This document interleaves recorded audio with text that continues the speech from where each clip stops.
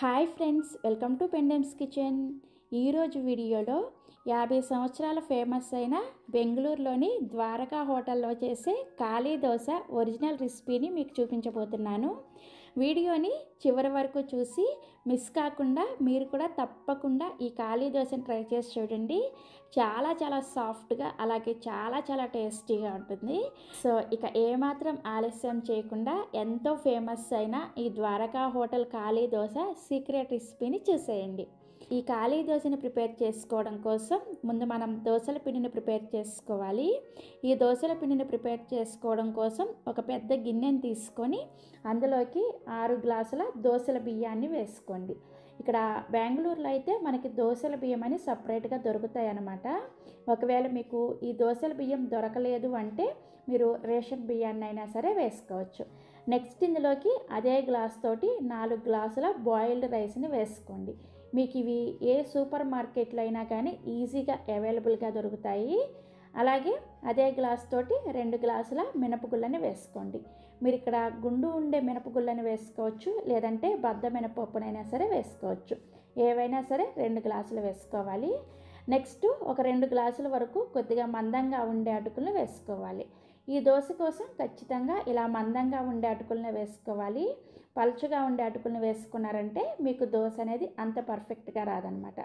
చివరిగా ఒక పావు టీ స్పూన్ వరకు మెంతులను కూడా వేసుకోండి. మీరు ఇవన్నీ కూడా కొలుచుకోవడం కోసం ఒక గిన్నెను కానీ గ్లాసును కానీ సెట్ చేసుకోండి. అప్పుడే మీకు దోశ అనేది 100% పక్కా హోటల్లో వచ్చినట్టుగా వస్తుందన్నమాట. ఇవన్నీ కూడా శుభ్రంగా కడిగేసి మళ్ళీ తిరిగి ఇందులో నీళ్ళని పోసుకొని వీటిని 4 నుంచి 5 గంటల సేపు నానబెట్టుకోవాలి. సో నేను ఇక్కడ ఒక 5 గంటల సేపు నానబెట్టిన తర్వాత మీకు చూపిస్తున్నాను, చూసారా? మనకి అన్నీ కూడా చక్కగా నానిపోయాయి కదా. వీటిని కొద్దిగా మిక్సీ జార్లోకి వేసుకుంటూ తగినన్ని నీళ్లు పోసుకుంటూ ఈ పప్పుల్ని బాగా మెత్తగా వెన్నలాగా గ్రైండ్ చేసుకోవాలి.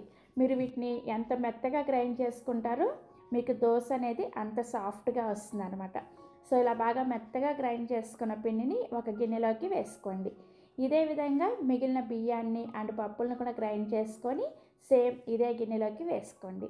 ఈ పిండి అనేది మొత్తం గ్రైండ్ అయిన తర్వాత ఒకసారి గరిటెతో ఈ విధంగా కలుపుకోండి. ఇలా కలుపుకున్న తర్వాత ఇక నేను ఈ పిండిని రెండవ గిన్నెలో కొంచెం వేసుకుంటున్నాను అనమాట. ఎందుకంటే ఈ పిండిని ఫర్మెంట్ చేసుకోవాలి. ఫర్మెంట్ చేసుకున్నప్పుడు పిండి అనేది పొంగిపోయి బయటికి పోకుండా నేను ఈ పిండిని ఇలా 2 గిన్నెల్లో వేసుకున్నాను. ఎప్పుడైనా సరే మనం ఫర్మెంట్ చేసుకునే ముందు పిండిని ఈ గిన్నెలో సగం వరకు మాత్రమే వేసుకోవాలన్నమాట. లేకపోతే మీకు ఉదయానికల్లా పిండి అనేది పొంగిపోయి కింద పడిపోతుంది. సో ఇలా 2 గిన్నెల్లో పిండి వేసుకున్న తర్వాత ఇప్పుడు దీని మీద మూత పెట్టేసి ఈ పిండిని ఒక 8 గంటల సేపు ఫర్మెంట్ చేసుకోవాలి. సో ఒక 8 గంటల సేపు పిండి ఫర్మెంట్ అయిన తర్వాత మీకు చూపిస్తున్నాను, చూసారా? మనకి పిండి అనేది చక్కగా పొంగింది కదా. సో ఇలా పొంగిన పిండిని ఒకసారి కలుపుకొని మీకు ఎంత కావాలో అంత పిండిని వేరొక గిన్నెలోకి తీసుకోండి. సో నేనైతే ఈరోజు ఒక గిన్నెలో ఉన్న పిండిని యూస్ చేస్తానన్నమాట.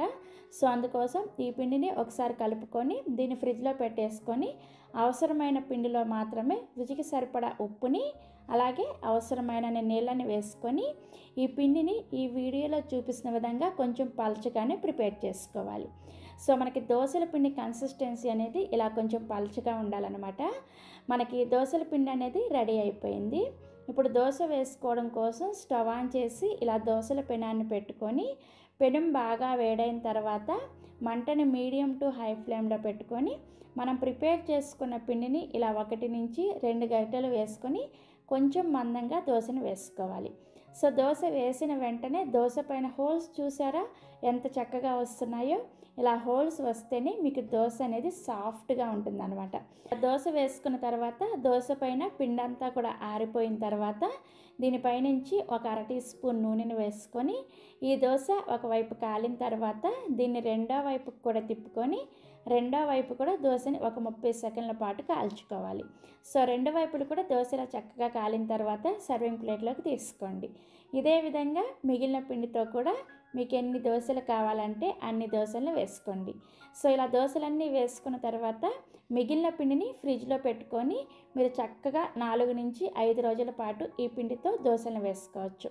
సో ఇలా కావాల్సిన దోశలను వేసుకొని మీకు నచ్చిన చట్నీతో సర్వ్ చేసుకోండి. నేనైతే టమోటా చట్నీతో సర్వ్ చేసుకున్నాను. ఈ దోశలు చాలా బాగున్నాయి. ఈ దోశలు అయితే ఈ బెంగళూరులో ద్వారకా హోటల్లో 50 సంవత్సరాల నుంచి ప్రిపేర్ చేస్తున్నారనమాట. చాలా ఫేమస్ దోశలు. మీరు కూడా తప్పకుండా ట్రై చేయాలి. సో ట్రై చేసిన తర్వాత టేస్ట్ ఎలా అనిపించిందో ఈ వీడియో కింద కామెంట్ సెక్షన్లో నాతో షేర్ చేసుకోండి. అలాగే ఈ వీడియో మీకు నచ్చితే ఒక లైక్ చేసి మీ ఫ్రెండ్స్కి అండ్ రిలేటివ్స్కి కూడా షేర్ చేయండి.